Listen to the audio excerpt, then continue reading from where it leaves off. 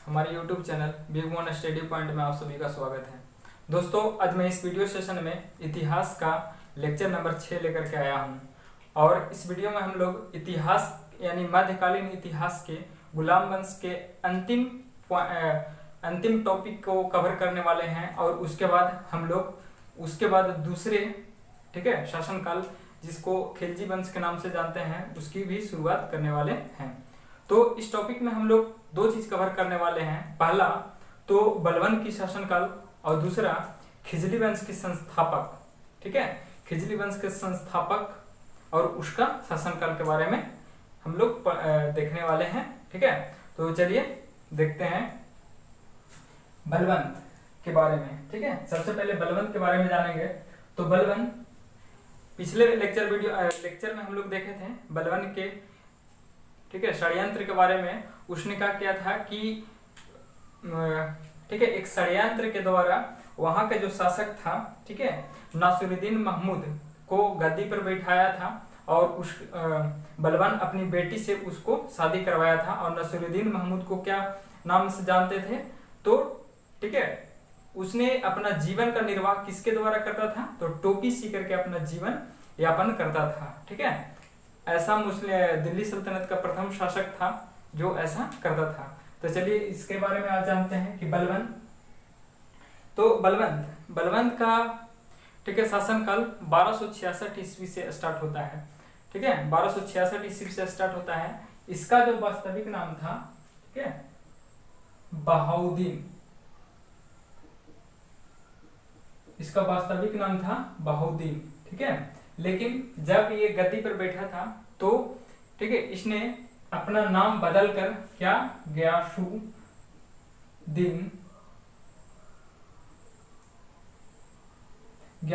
बलवन, है ना? अपना जो नाम था गयासुद्दीन बलवन के नाम से बैठा था। यानी इसका वास्तविक नाम बहाउद्दीन था, लेकिन अपने गद्दी पर बैठते समय उसने गयासुद्दीन बलवन के नाम से गद्दी पर बैठा। और गद्दी पर बैठते ही सबसे पहले क्या किया कि चहलगानी को समाप्त कर दिया। चहलगानी के बारे में हम लोग पढ़े थे पिछले इल्तुतमिश के लेक्चर के बारे में पढ़े थे उसमें।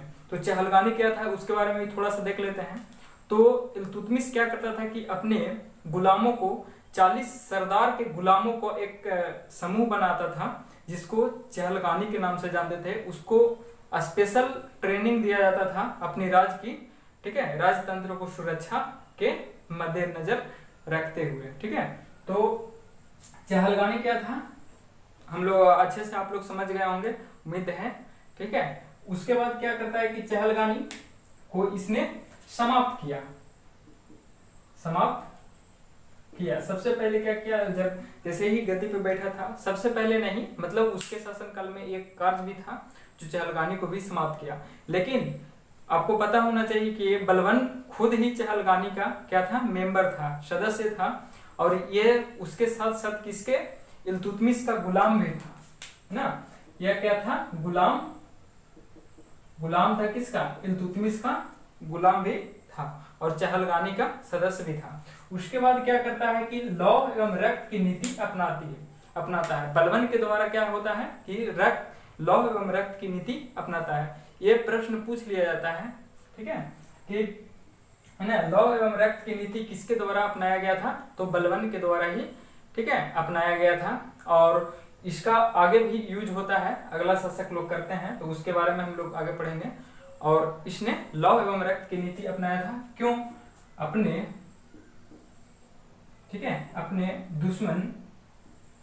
दुश्मनों को, है ना, समाप्त करने के लिए अपने दुश्मनों को समाप्त करने के लिए लौह एवं रक्त की नीति अपनाता है बलवन। तो बलवन के द्वारा कौन सा, लौह एवं रक्त की नीति भी अपनाई गई थी। उसके बाद अगला जो इसका कार्य था दैवीय राजत्व का सिद्धांत लागू किया। इसमें 2 सिद्धांत दिया था। 2 सिद्धांत में पहला सिद्धांत हमारा नियावत ए खुदाई और जिल इलाही। इसमें 2 सिद्धांत दिया था, क्या, नियावत ए खुदाई और जिल इलाही। इसका अर्थ हम लोग समझेंगे। तो जो नियावत ए खुदाई था इसका अर्थ होता है ईश्वर ईश्वर का प्रतिनिधित्व, है ना, ईश्वर का प्रतिनिधित्व। और उसके बाद क्या होता है, सॉरी, इसका प्रतिनिधित्व नहीं होगा, ईश्वर का प्रतिनिधि, केवल क्या होगा, ईश्वर का प्रतिनिधि। और जो अगला था, ठीक है, जिल इलाही, इसका अर्थ होता है, ठीक है, ईश्वर की छाया। ठीक है, ध्यान से सुनिएगा, इसे नोट भी कीजिएगा। ठीक है, इसका अर्थ एग्जाम में डायरेक्ट पूछ लिया जाता है। तो इसका अर्थ क्या होगा, नियावत खुदाई, ईश्वर का प्रतिनिधि, जिल इलाही, ईश्वर की छाया। ठीक है, आप इसे ध्यान दीजिएगा अच्छा से। तो जिल इलाही का मतलब होता है ईश्वर की छाया, है ना। किसने यह सिद्धांत दिया गया था, तो दैवीय राजत्व का सिद्धांत जब दिया था, उसी में 2 सिद्धांत दिया गया था, उसके बारे में। उसके बाद नवरोज उत्सव की शुरुआत, नवरोज उत्सव की शुरुआत भी उसी के द्वारा किया गया था। नवरोज उत्सव क्या था, तो यह राज्य दरबार में, है ना, राज दरबार में मनाया जाता था। ठीक है, नवरोज उत्सव मनाया जाता था। ठीक है, यह कब क्यों मनाया जाता था, तो फारसी नववर्ष की, ठीक है, फारसी नववर्ष की तिथि पे मनाया जाता था। ठीक है, तो यहाँ पे देखिएगा फारसी नववर्ष,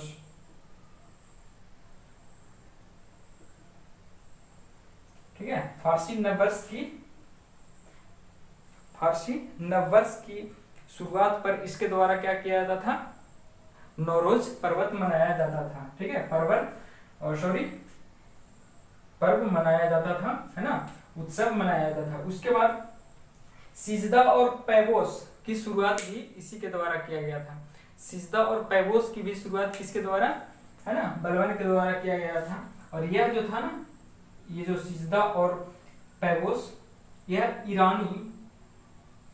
ईरानी नीति, है ना, ईरानी नीति से मनाई जाती थी। और यह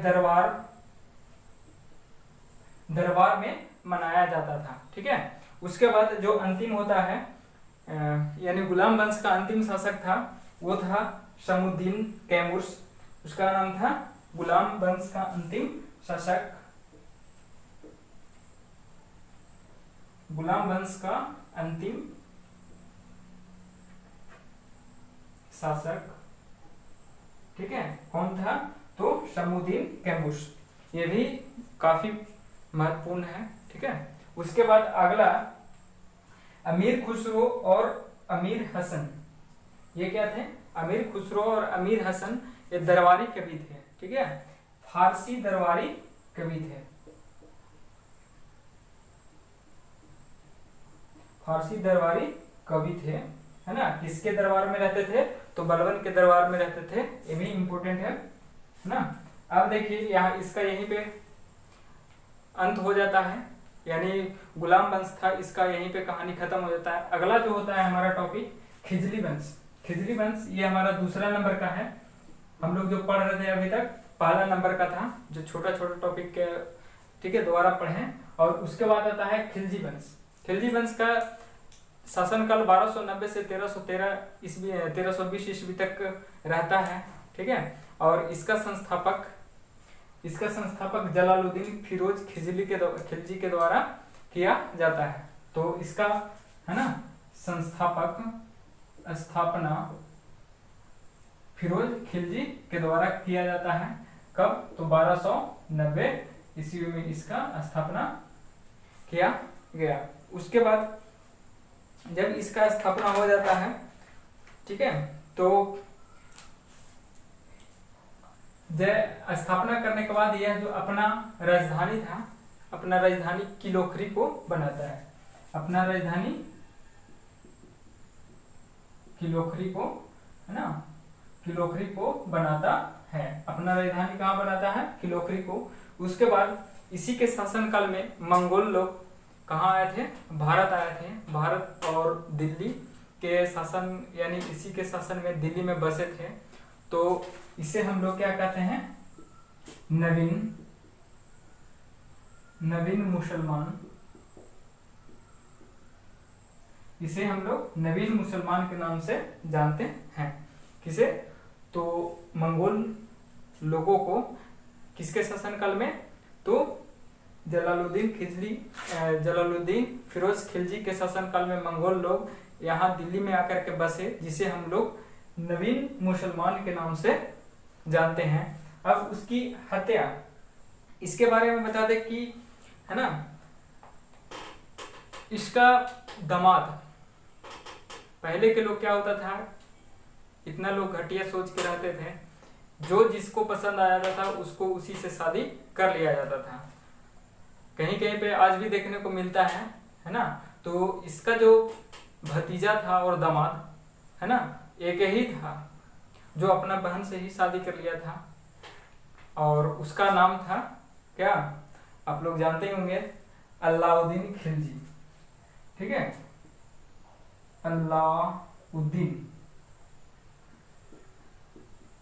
अलाउद्दीन खिलजी।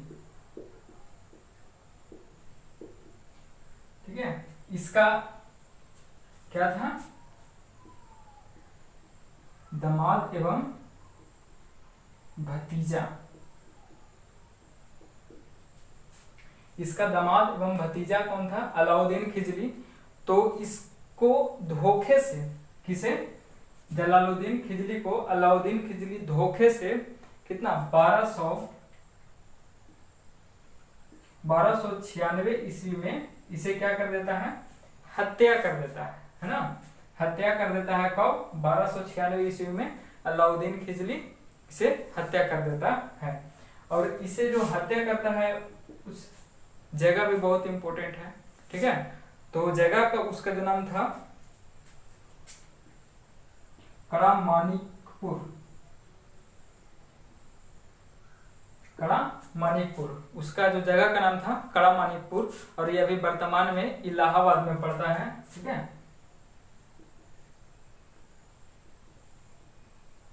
जो किस जगह पे पड़ता है? इलाहाबाद में पड़ता है। ठीक है, अब एक चीज और इसमें छूट गया है, मस्जिद। ठीक है, मस्जिद क्या हो, मस्जिद का मतलब क्या होता है? तो मस्जिद जो होता है एक अरबी शब्द है। कौन सा शब्द है? ठीक है, अरबी शब्द है।